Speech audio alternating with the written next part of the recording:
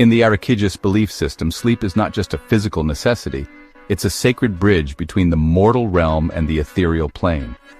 This bridge is fragile, and when it's disrupted, the consequences are anything but ordinary.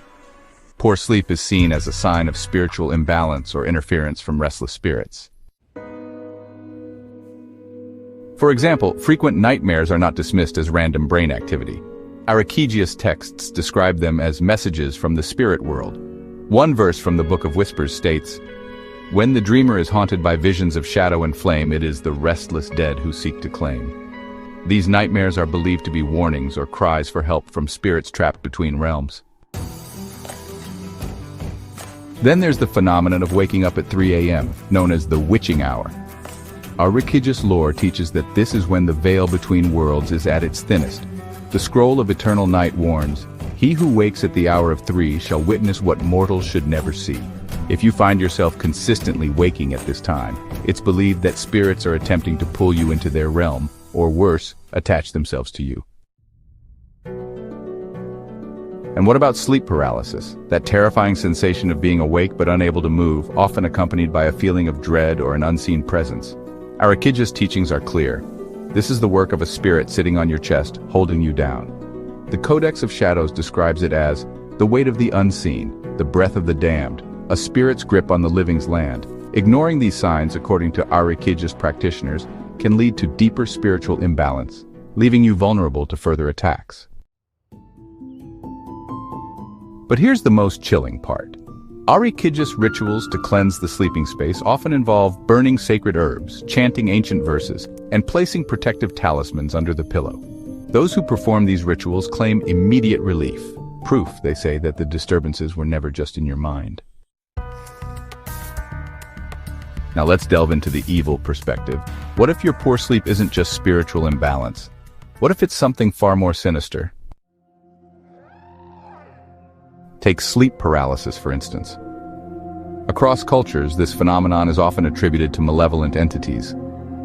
In Arekigious belief, it's not just a spirit, it's a demon. The grimoire of the Forsaken describes it as the shadow that feeds on fear, the demon that thrives near.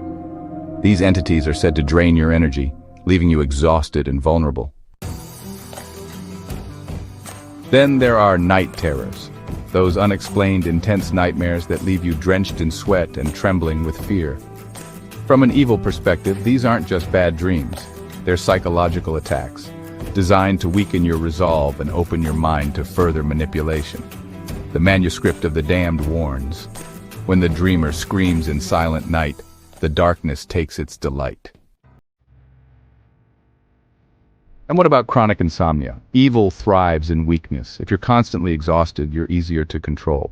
The Tome of Eternal Shadows states the sleepless are the chosen, the broken, the pawns of the unseen hand. Insomnia in this context is not just a condition. It's a tool, a way for malevolent forces to wear you down until you're nothing but a shell of your former self. But how do you know if your poor sleep is the work of evil? Look for signs beyond the ordinary. Do you hear whispers in the dead of night? Feel a cold presence in your room? Wake up with unexplained scratches or bruises? These are the hallmarks of something far darker than stress or bad habits. So, what does it all mean? Are your sleepless nights a sign of spiritual imbalance, as the Arekigious believe? Or are they the work of something far more sinister, as the evil perspective suggests? The truth may lie somewhere in between, or perhaps it's something we're not meant to fully understand. But one thing is certain, poor sleep is more than just a physical issue. It's a gateway, a connection to realms beyond our understanding. Whether it's restless spirits, malevolent entities, or something else entirely. The next time you wake up in the middle of the night, ask yourself, is it just a bad dream? Or is it something more?